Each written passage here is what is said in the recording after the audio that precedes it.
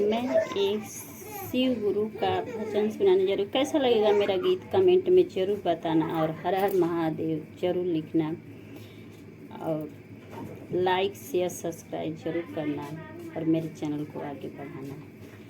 सभी दर्शकों से जो देख रहे हैं उसके चरणों में मेरा सदर प्रणाम है।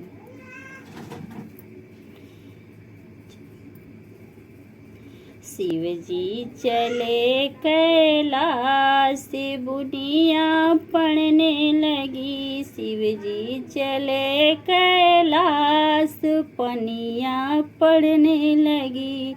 शिव जी चले कैलाश, बुनिया पड़ने लगी। के हो सी चेला हरी हरी मेहंदी, के हो सी चेला हरी हरी मेहंदी, के हो सी चेला भांग बुनिया पड़ने लगे। कैलाश बुनिया पड़ने लगी। शिव जी चले कैलाश, पनिया पड़ने लगी। के हो तोड़ेला हरी हरी मेहंदी, के हो तोड़ेला हरी हरी मेहंदी, के हो तोड़ेला भांग बुनिया पड़ने लगी। शिव जी चले कैलाश, बुनिया पड़ने लगी। शिव जी चले कैलाश, बुनिया पड़ने लगी। के हो पीसेला हरी हरी मेहंदी, के हो पीसेला हरी हरी मेहंदी, के हो पीसेला भांग बुनिया पड़ने लगी। शिव जी चले कैलाश, बुनिया पड़ने लगी।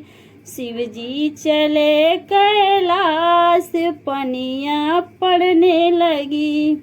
के हो रचेला हरी हरी मेहंदी, के हो रचेला हरी हरी मेहंदी, के हो पिएला भांग बुनिया पड़ने लगी। भांग बुनिया पड़ने लगी।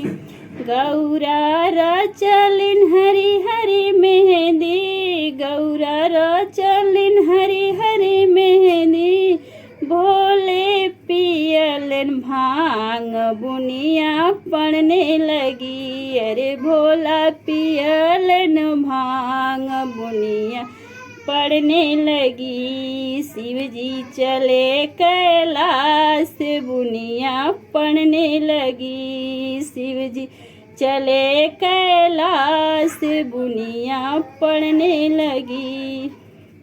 कैसा लगेगा मेरा शिव भजन कमेंट में जरूर। Bye bye. अब दूसरे नेक्स्ट गाना मिलती हूँ।